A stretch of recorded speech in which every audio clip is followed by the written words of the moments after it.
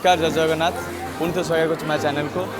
तो आज आसु आम आज बेठियार जे कि माँ ये घोड़ादेवी नाम परिचित। तो यही ग्राम माँ घोड़ादेवी अच्छा आमर तो लोक मैंने ये मानसिक किसी रखी जो भाई मान मानसिक पूर्ण हुए तो आसी ये माँ को पाखे चुट्टी माँ मैंने लंडा हो जाती। तो आज आम ग्राम गोटे भाई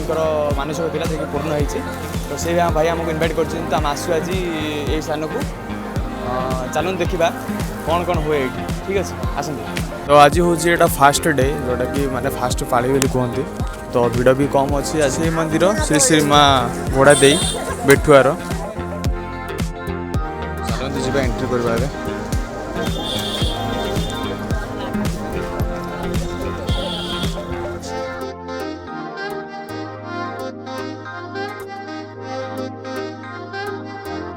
गोटे किसी देखा मिलला कि बिना टिकेट कौन कम करती ना तो ये कौन कम करने आगु टिकट भी नि जाए ठीक अच्छे।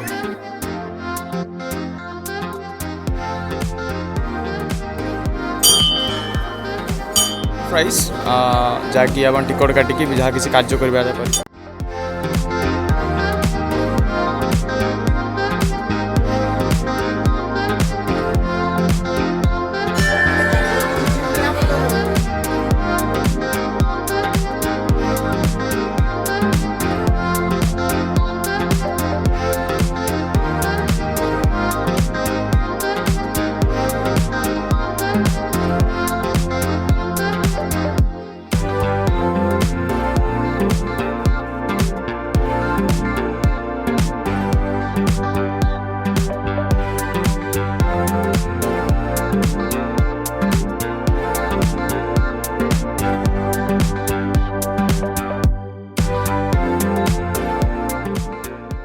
किसी हिस्ट्री तो आम किसी जानी ना तो ये पूजारी जी अच्छे पचारि बुझा ये मंदिर किसी हिस्ट्री माने कौन केमती होता केमी माँ भी आसिले कौन कले तो चलते पचारि बुझा। तो ये हूँ आम मंदिर श्रेष्ठ पूजारी पचारि बुझा माँ केमती आसिले ये तो कहतु ये सत्य जुगरू माँ बेठुआर ग्राम फुटी बाहर जानले या आग कंध मैंने पूजा करते से कंध मैंने पूजा भल भाव न कर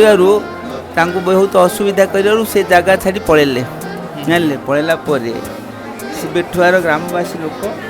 ये जो पूजक अच्छा बापांकर बापा को अनुमति देले तांगे माँ को सेवा करने ना हूँ प्रहलाद गौड़ प्रथम पूजक सी पुओ होती उल्ला गौड़ द्वितीय पूजक आर भाई उत्सव गौड़ पीढ़ी गला पुओ मैंने पूजा करती तीन जन सुभाष चंद्र गौड़ आ विजय गौड़ आ धोबा गौड़ हेले माँ को प्रत्यक्ष है जो मान संतान संतति हो न फल दिहूँ माँ का आशीर्वाद यहाँ कन्फर्म हो अपुतिक पुत्र दान पाँच तेणु ये जगार बहुत लोक जी अध्याय पड़ो कौन कोड़े दिन 15 दिन 21 दिन बर प्राप्ति हो जो माँ को ना बहुत विख्यात सारा ओडिशा ओडिशा लोक राउरकेला सुनाबेड़ा पारादीप सब आड़ लोक आसिल काली आस तो एमती सब चली तेणु देख तुम देख माँ मुझे किसी कहबी जान ना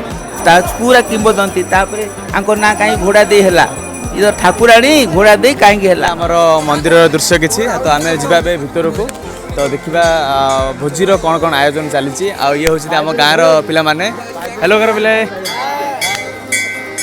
तो चलो जा भर को बुलाया आमर भोजीर स्थान जो लोक मैंने बस भोजी खाती वर्षा भी किसी असुविधा ना ये तो आराम रे लोक खाई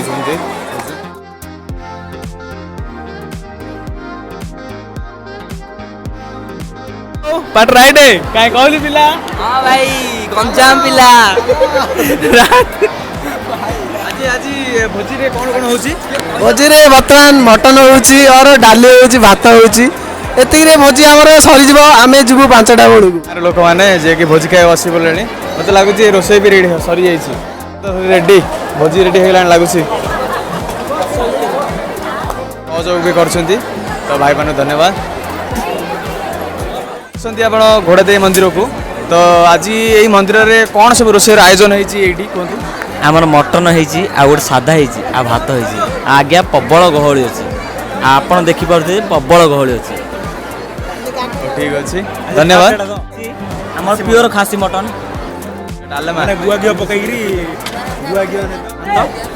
तरकारी आम आम तो मटन खाऊ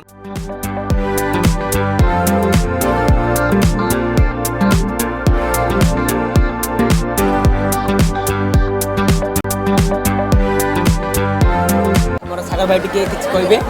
भाई अच्छे आम पाखे कहतु मटन मटन घंटा मटन मटन गुंड ना मटन गुंड किसी भाई आप गोविंद भाई टी कहे कि भाई टी कहतु कहले सब भाई मटन केमती अच्छी कहतु मटन पूरा केरकेरा होइछि कैमेरा टी कहतु मटन पूरा केरकेरा होइछि खासी मटन खासी मटन भाई केते लोक आछंती तम अनुमान रे आछि गोटे आथिबे 150 लोक पर आथि 150 लोक माने तम हिसाब रे मटन सब लोक खाई परिबे खाइबे हां खाइबे सर सफिशिएंट हबो तो